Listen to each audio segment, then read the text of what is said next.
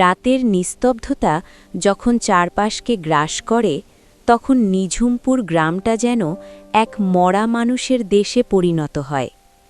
গ্রামের বুড়োরা বলে ওই পুরনো বটগাছটার পাশ দিয়ে যাওয়ার সময় নিজের ছায়াটাকেও বিশ্বাস করতে নেই, কারণ ওখানে এমন কিছু আছে যা মানুষের রক্ত নয়, মানুষের ছায়া স্বীকার করে।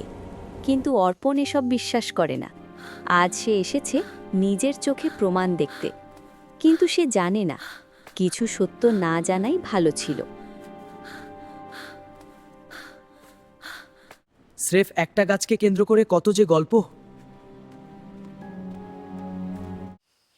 ওই গাছটা খুব ভয়ঙ্কর লাগছে। আমি কি এগোবো? ভূত যদি থাকতোই তবে এতক্ষণে তো আমার সামনে আসার কথা ছিল। কই, কিছু তো নেই। কে ওখানে? শিয়াল নাকি? আপনি কে? নিচে নামুন বলছি, ফাজলামো করবেন না। সাহস তো তোর কম না রে খোকা। এই অমাবস্যার রাতে আমাকে দেখার খুব শখ হয়েছে তো।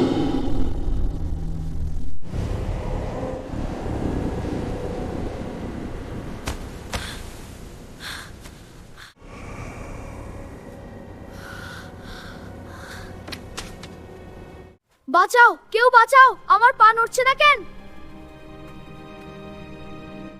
তাকিয়ে দেখ, তোর ছায়াটা আর তোর নেই।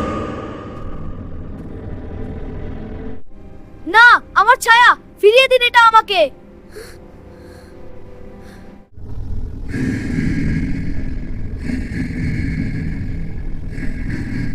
তোর ছায়াটা আমার খুব পছন্দ হয়েছে।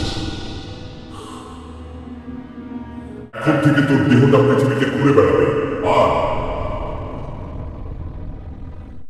এখন তোর ছায়া বন্দী থাকবে এই বটগাছে।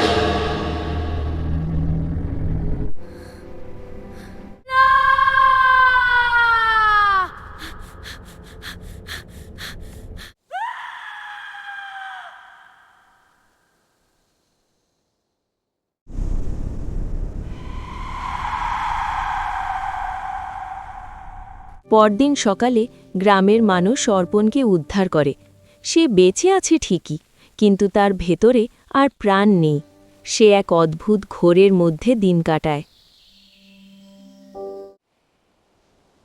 অদ্ভুত সেই নিঝুমপুর গ্রাম, যেখানে এখনও রাতের আধারে কেউ বটগাছের নিচে গেলে তার ছায়াটা চিরকালের জন্য হারিয়ে যায়।